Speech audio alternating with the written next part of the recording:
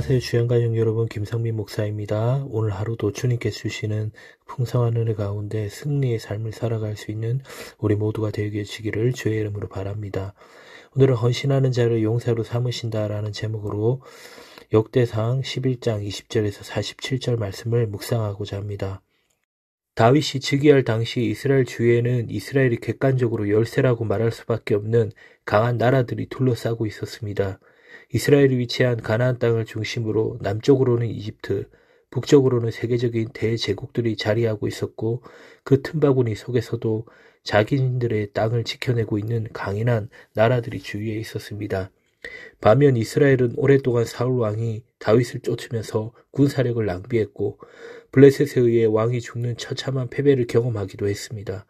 그럼에도 불구하고 다윗 왕국은 이스라엘 역사 가운데 강대한 국가를 이루었고 택함받은 서민으로서의 영광을 드러낼 수 있었습니다. 이러한 일들을 앞장서서 감당했던 것이 바로 다윗의 용사들입니다. 성경은 다윗의 용사들에게 있었던 특징들을 통해 믿음의 공동체가 가져야 할 중요한 두 가지를 보여주고 있습니다. 첫째로 믿음은 흘러간다라는 것입니다. 다윗의 용사 가운데 브나야라는 용사가 있었습니다.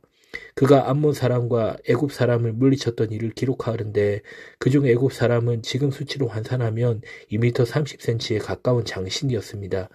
또한 당시 옷감을 짜는 기구의 뼈대를 이루던 배틀채와 같이 무겁고 굵은 창자루를 가진 창을 자유자재로 다룰 수 있었던 블레셋 장소를 죽임으로써 다윗의 용사들은 신체의 크기나 무기의 우열과 상관없이 승리를 거두었다는 사실을 알려줍니다. 거대한 적과의 싸움에서 물러서지 않고 맞서 싸웠던 용사들의 이야기는 다윗이 골리앗과 싸웠던 사건을 떠올리게 합니다. 물리적이고 객관적인 비교로는 패배할 수밖에 없는 싸움 속에서도 다윗은 물러서지 않았고 여호와의 이름을 가지고 나아가 결국 승리했습니다.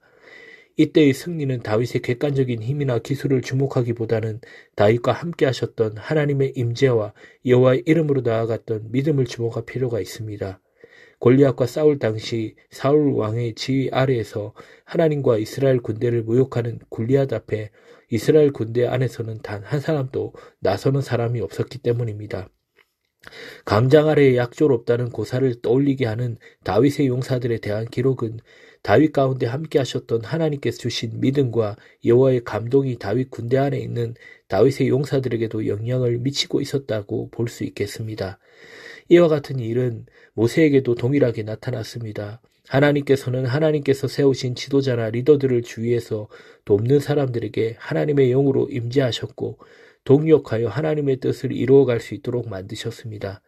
민수기 11장 25절을 보면 여호와께서 구름 가운데 강림하사 모세에게 말씀하시고 그에게 임한 영을 70장로에게도 임하게 하시나니 영이 임하신 때에 그들이 예언을 하다가 다시는 하지 아니하였더라고 했습니다.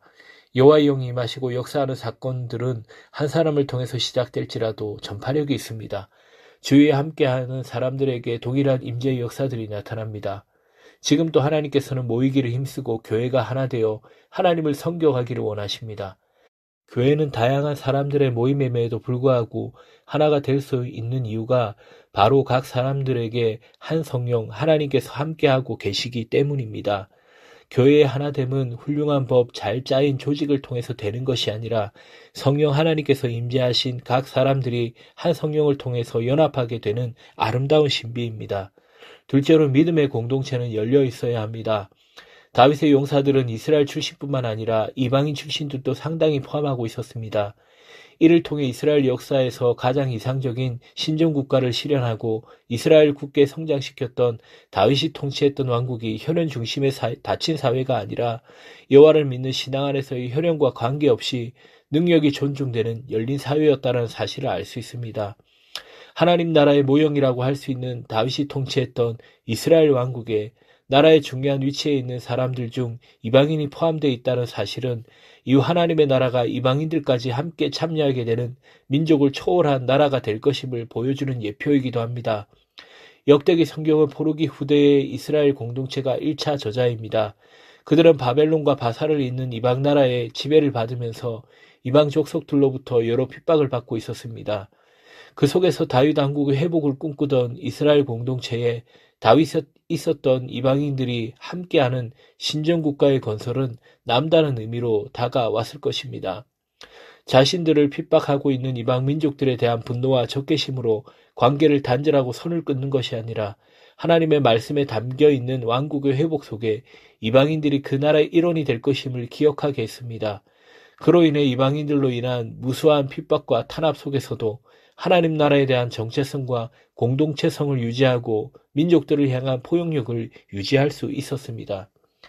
교회 안에서도 흔히 혈연을 중요하게 여기고 고귀한 혈통, 배경을 중요하게 생각하는 경향들이 있었습니다. 때로는 모태신앙과 불신 가정에서 구원받는 사람을 구별하여 생각하기도 합니다.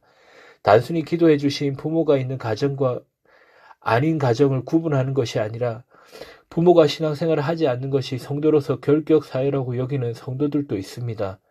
그러나 다윗의 용사들의 목록을 보면서 이것이 얼마나 성경적이지 못한 불신앙의 결과물이고 욕심의 산물인지를 떠올리게 됩니다.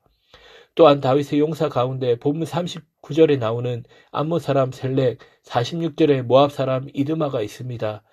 율법에서 암몬 사람과 모압 사람은 여호와의 총회에 영원히 들어오지 못하도록 규정된 족속의 사람들이었습니다.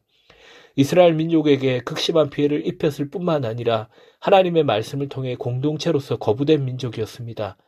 그런 사람들이 다윗의 군대의 용사가 되어 있었습니다. 그렇다면 다윗은 이들을 수하로 얻기 위해 여호와의 율법을 무시했던 것일까요? 항상 하나님의 율법을 철저하게 지키려고 노력했고 여호와의 영이 감독하여 이끌어 가셨기에 다윗은 그러하지 않았습니다. 그렇다면 이들이 다윗의 신복으로서 이스라엘의 용사가 될 수 있었던 이유는 하나밖에 없습니다.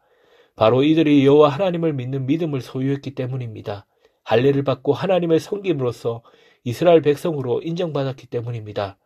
당시 이스라엘은 이미 혈통적으로 아브라함과 야곱의 자손이 아니라 할지라도 여호와 하나님을 섬기고 할례를 시행하기만 하면 이스라엘 공동체에 가입할 수 있었습니다. 출애굽기 12장 38절을 보면 애굽 땅을 떠난 이스라엘 민족 무리에 중다한 여러 민족들이 포함되어 있음을 알 수 있습니다.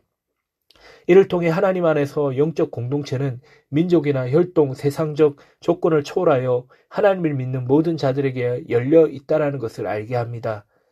피부색이 어떠하든지 예전에 그가 어떤 종교를 가지고 있었던 사람이든지 어떤 나라에 거주하던 사람이든지 설령 우리가 사는 나라와 적국에 거주하는 사람이다 할지라도 하나님 나라는 어느 특정한 사람에게만 열려 있는 것이 아니라는 것입니다. 믿음은 영향력이 있습니다. 그리고 흘러갑니다. 믿음이 있는 사람 주위에는 믿음이 있는 사람이 있습니다. 믿음의 리더에게는 믿음의 동력자들이 있습니다. 사람의 영향력이 아닌 하나님의 손이 함께하는 사람 곁에 하나님의 임재가 퍼져갑니다.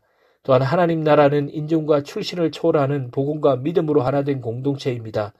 그래서 교회는 세상이 흉내낼 수 없는 포용력을 가진 공동체여야만 합니다. 닫힌 교회와 공동체가 있다면 다윗 시대의 영광을 회복하고 복음의 능력을 신뢰하는 영리인 공동체가 되기를 주의 이름으로 바랍니다.